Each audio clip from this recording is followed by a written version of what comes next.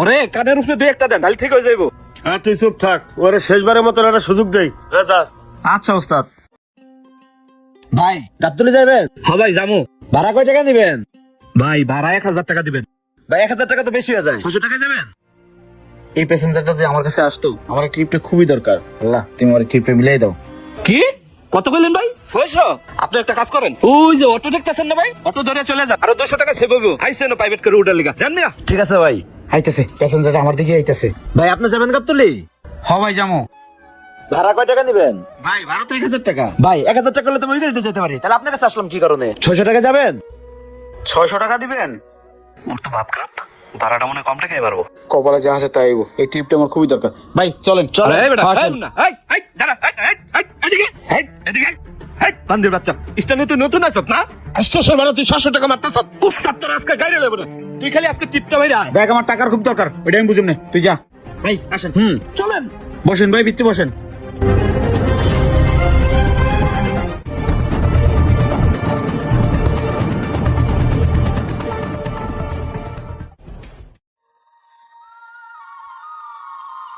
কি গো বসে আছো কে? কি ব্যাপার, তুমি সকাল সকাল স্ট্যান্ডে আইলা? কিছে? তোমারে সকালতে ফোন দিতেছি, ফোন ধরো না কেন? ফোন সাইলেন্ট করা, কিছে কও? সকাল থেকে পোলাটার অনেক জ্বর আর বমি করতেছে। হয়তো তুমি আমাকে 500 টাকা দাও, নয়তো তুমি ডাক্তারের কাছে পোলাটারে নিয়ে যাও। কি বলো, আমার পকেট তো পুরো খালি। আচ্ছা আমি একটা ট্রিপ বানাইতেছি, পরে পোলা ডাক্তার দেবো না, তুমি বাসায় যাও। আচ্ছা ঠিক আছে, তাহলে তাড়াতাড়ি এসে বেরো। আচ্ছা যাও।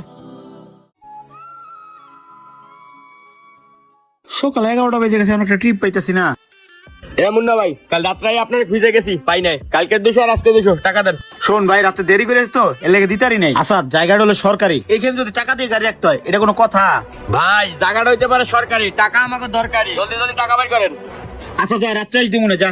দূর ভাই, রাত্রে মাত্র টাইম আছে। দেই দেই, আরে কি করছ, শোন শোন। এই তো পাইছি। আচ্ছা এই টাকাটা রাখছি আমার পোলা ডাক্তার দেন লেগে, তোর টাকা আমি রাত্রে দিমুনে। ভাই সারাদিন কামাই করে পরে রাত্রে বলায় ডাক্তার দেখাই।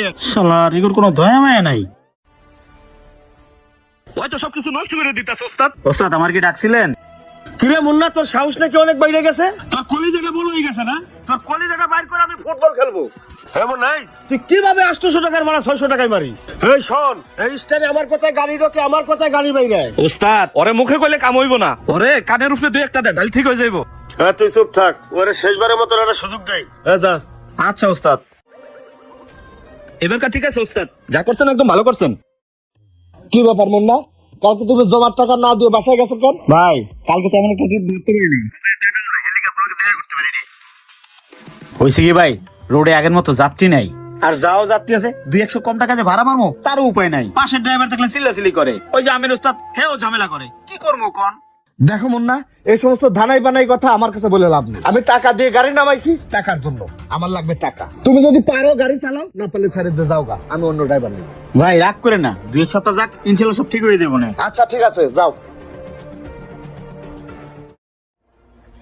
আরে এমন না, এই এদিকে আয়। কিরে কিছে ক? কিরে এই যে আজকে স্টোনের বাইরে চুরি করে কম টাকায় টিপ মারলি, কামটা কি তুই ভালো করতেছ? দেখ ভাই, আমার বাচ্চাটা খুবই অসুস্থ, হাসপাতালে চিকিৎসা করতে মেলা টাকা খরচ পড়তেছে, এটা করা ছাড়া আমার কোনো উপায় ছিল না। দেখ বাচ্চা কাচ্চার তো আর দেশ না, বাচ্চা কাচ্চা কিন্তু আমাকেও আছে। তুই যে কেমনে স্ট্যান্ডে গাড়ি চালাস সেটা আমি দেখে নিব। তুই আমার রুম ছিড়িস, যাও। ওস্তাদ এটা আপনি কি বিচার করলেন কোন তো?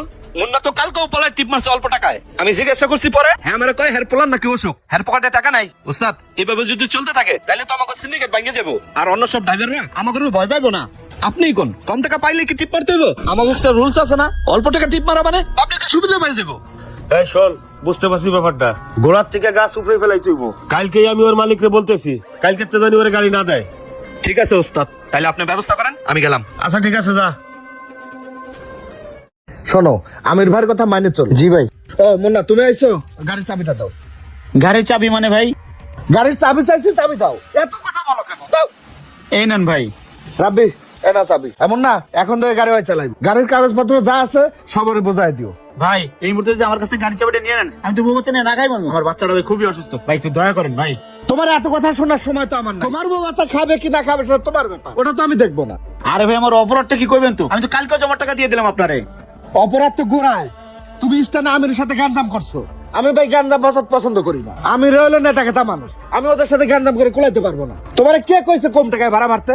তোমার তো খাই খাই কেন? ভাই তাই বলে কি আপনি অন্যরে প্রশ্রয় দিবেন? এটা কোনো কথা? আর আমি কম টাকায় ভাড়া মারি বলে এটাই আমার অপরাধ? এই সিন্ডিকেট কি আপনারা কোনোদিনও ভাঙবেন না?